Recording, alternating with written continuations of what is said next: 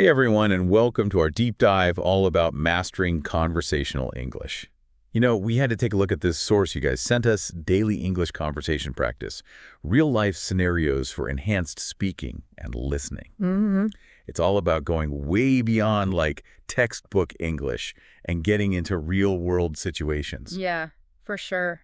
One of the things that really jumped out at me from this source was that they said instead of, memorizing all these dry grammar rules, we should really be focusing on how to use spoken English, like out in the real world. So it seems like they're saying just knowing grammar isn't really enough. Well, it's kind of like if you were trying to learn how to swim, but you only read a book about it, Right. all the strokes and stuff. Yeah, But you have to get in the water to actually learn. totally. And this source is saying that when you practice conversational English, it kind of rewires your brain to think in English, so you're not translating every single word in your head, and you just respond naturally like a native speaker would. So it's like building muscle memory, but for language. Exactly. And this source has this really cool trick for actually making that happen. Oh, tell me. It's practicing real-life scenarios. Oh, interesting. So instead of just like random phrases, you're prepping for specific situations that you'll probably find yourself in, like, you know, ordering food or checking into a Oh, hotel, that's smart. or even just asking for directions. Okay, I like that. Yeah, and they really make a good point. It's way more useful than just random phrases. But how did these scenarios actually help you improve?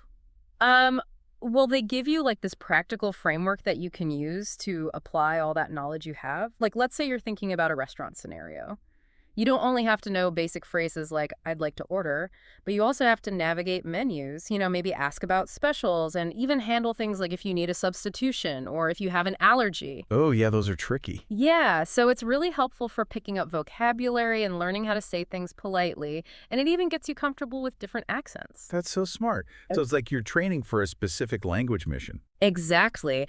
And one of the most powerful tools that the source recommends for this training is role playing. Role playing. Ooh, I'm intrigued. Yeah. So think of it like a dress rehearsal for a real life conversation. You pick a scenario maybe with a friend and you each take a role and you're not trying to be perfect or anything, but you're just trying to get comfortable with, going back and forth talking to each other. Right. And this source actually gives you some really neat tips on how to make this practice more effective. Okay, I'm all ears.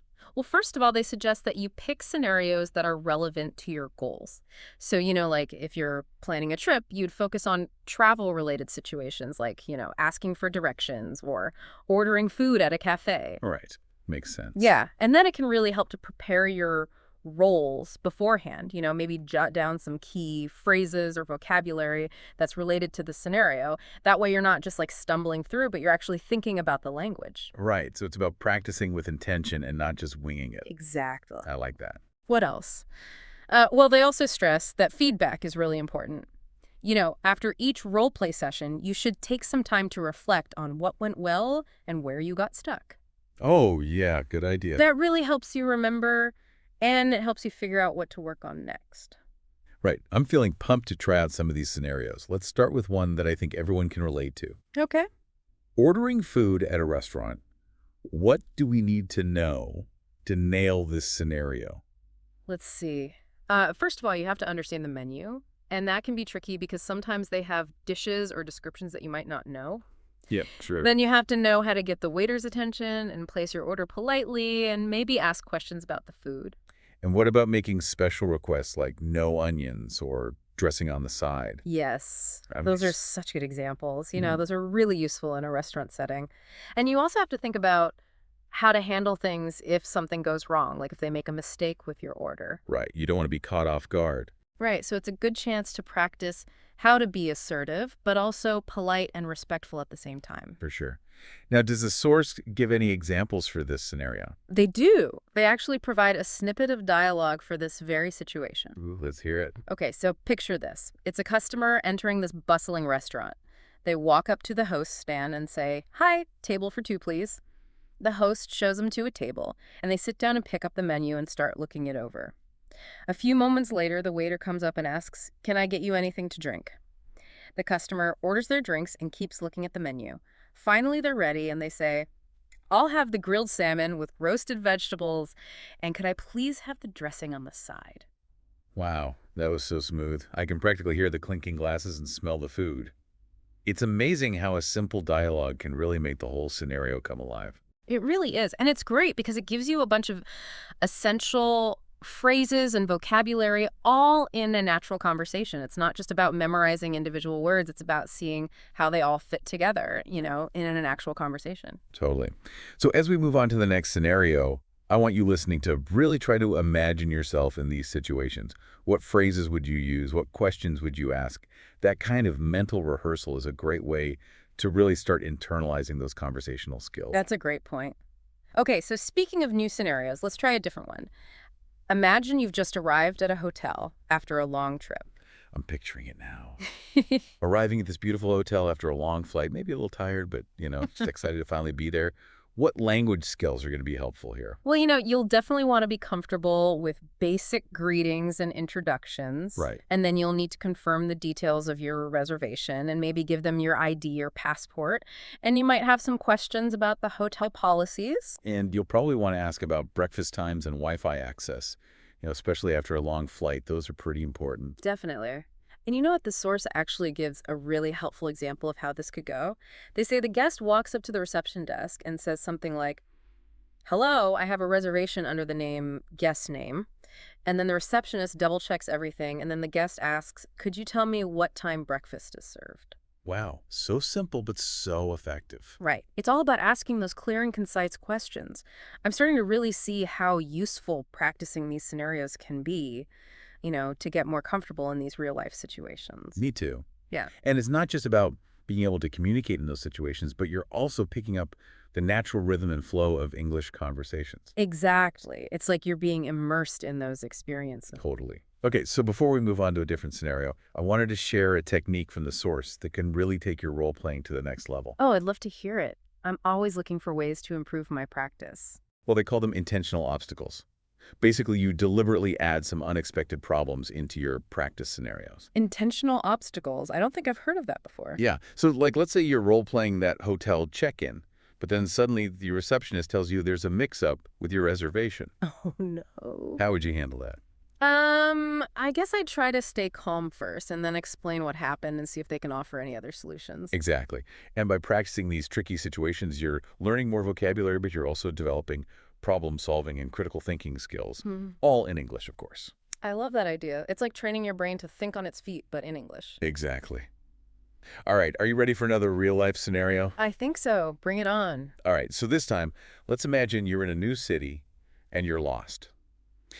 You need to ask for directions to a specific landmark. What would you do? That's a good one. Okay, so I think I would try to find someone who looks like they might know the area and politely ask, "Excuse me, could you please tell me how to get to landmark name?" That's a perfect start. But what's tricky about this scenario is that it really tests your listening comprehension skills. You're going to hear street names and landmarks you probably never heard of before, and maybe even some different accents. And you'll need to understand those directional phrases too, like turn left or go straight for 2 blocks. Those can be tough sometimes. Right.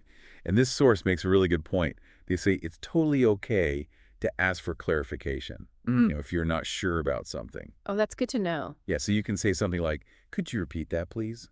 Or, "I'm sorry, I didn't catch that." It's more important to communicate effectively than to try to understand everything perfectly the first time. I love that. It definitely takes the pressure off. Okay, so does the source give us an example for this scenario too? They do. They have one where a tourist walks up to a local and asks, "Excuse me, I'm trying to find the Museum of Modern Art. Could you please tell me how to get there?" And the person is really nice and says, "Sure, no problem. Just walk straight down this street for about 2 blocks and then turn right at the big clock tower. You'll see the museum on your left." That's great. I love how it uses really clear landmarks and directions. That's so helpful when you're trying to find your way around a new place. It really is. And I also noticed how polite and friendly both people were. It really shows how important it is to be kind, even when you're just asking for help. Right. Okay, so let's talk about another situation where you need to be extra careful about how you say things. Handling complaints. Yeah. Nobody likes to complain, but sometimes you have to. Right, whether it's a problem with something you bought a flight that's delayed, or even a mix-up at a restaurant, knowing how to express yourself politely and get your point across is super important. Absolutely. What are the key things to keep in mind for this one? Well, I think the most important thing is to be able to explain the problem clearly and calmly and give them all the important details. And you don't want to get too emotional, even if you're feeling frustrated. Right. It's all about finding that balance between being assertive and being respectful. Yeah, you want them to take you seriously, but you also want to be professional and polite. It's not just about what you say, but how you say it. Exactly. And the source gives us a great example of how to handle this the right way. Imagine a customer who gets a damaged product. They call customer service and say, "Hello, I'm calling about an order I placed last week. Unfortunately, the item arrived damaged, and I'd like to request a replacement or a refund." That was perfect. They were direct but polite, and they gave all the necessary information. Right. It shows how to communicate your needs effectively without getting angry or upset. And you know what? Practicing these scenarios can actually make you feel less anxious when these things happen in real life. I could see that. Yeah. It's like you're rehearsing for a play, and the more you practice, the less stage fright you'll have. That's a great analogy. Okay, so now let's talk about some practical tips for making your conversational practice even better. The source really emphasizes the importance of finding a language partner. That makes a lot of sense. Having someone to practice with can definitely make it more fun and engaging. Yeah, for sure. And the ideal partner would be a native English speaker or at least someone who's more fluent than you are. But what if you don't know any native speakers? That's okay. The source talks about some other resources like language exchange websites and apps where you can find people from all over the world who want to practice English too. Oh, cool. So it's like having access to this huge pool of potential language partners. Exactly. And there are also online communities and forums, specifically for people learning English. Yeah. You can find conversation partners there and practice certain skills and even get feedback on how you're doing. That's awesome. It's like having this whole support system for your language learning journey. Right. Yeah. And it's not just about finding a partner, it's also about immersing yourself in the language as much as possible. Ooh, tell me more about that. I love the idea of immersing myself in English. So the source suggests surrounding yourself with English as much as you can. Watching movies and TV shows with subtitles or listening to podcasts or music in English. And you know what else? What? Even reading books and articles in English can be helpful. It's like creating this little English-speaking bubble around yourself. Exactly. And the more you hear and see the language in its natural form, the easier it'll be to start thinking and speaking in English. I can see that. It's like training your ear to recognize those subtle differences in pronunciation, intonation, and rhythm. Right. And one last tip from the source that I think is really important is to practice consistently. Even short bursts of practice every day are more effective than doing a lot once in a while. Right. It's just like any other skill. Consistency is key if you want to make real progress. Exactly. And the more you can make English a part of your daily life, the more confident and fluent you'll become. I feel like we've covered so much great information today. I'm personally feeling really motivated to step up my spoken English game. Me too. It's been great. But before we wrap up, there's one more thing I wanted to mention. Okay, what is it? We've talked about all these techniques and strategies, which are super important, but I also think it's crucial to really enjoy the process and celebrate all those little wins along the way. I completely agree. It's about the journey, not just the destination. Exactly. It's about those moments when something finally clicks, or when you have a successful conversation in English, or even when you can laugh at yourself when you make a mistake. Because those mistakes are actually really valuable. Oh, for sure. They help you learn, and they show you what you need to work on. And remember, fluency is not about being perfect. Right. It's about communicating effectively and being able to connect with other people. So before we move on to the last part of our deep dive, I want to encourage everyone listening to really embrace the joy of learning English. Don't be afraid to experiment, make mistakes, and celebrate your progress. Yeah, and as we share some final thoughts in a few minutes, I want you to think about this. What parts of spoken English are you most passionate about improving? What situations do you want to be able to handle confidently? And we're back for the final part of our deep dive into the world of spoken English. I don't know about you, but I'm feeling super inspired by all the practical tips and techniques we've talked about. Me too. It's been really great breaking down all these real-life scenarios and seeing how powerful conversational practice can be, to help you feel more confident using English. And right before the break, we left you with a question to think about. What parts of spoken English do you personally want to work on the most? Yeah, maybe you want to be able to talk to native speakers without any problems, or ace a presentation at work, or even just feel confident expressing yourself when you're traveling. It's all about taking those goals and turning them into action steps. And that's where practicing comes in.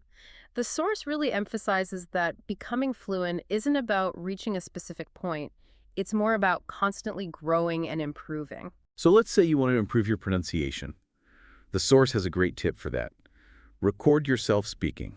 Oh, yeah, that's a good one. It might feel a little awkward at first, but it can be really helpful. Yeah, because when you listen back, you can hear exactly what you need to work on, like specific sounds or your intonation. It's like having your own personal pronunciation coach right there in your pocket. Exactly. And another thing you can try is mimicking. Find a native speaker that you really admire, like an actor or a podcaster, or even a character from your favorite show, Oh, yeah, that's a good idea. and try to copy how they sound. It's like borrowing their voice for a little while. Exactly.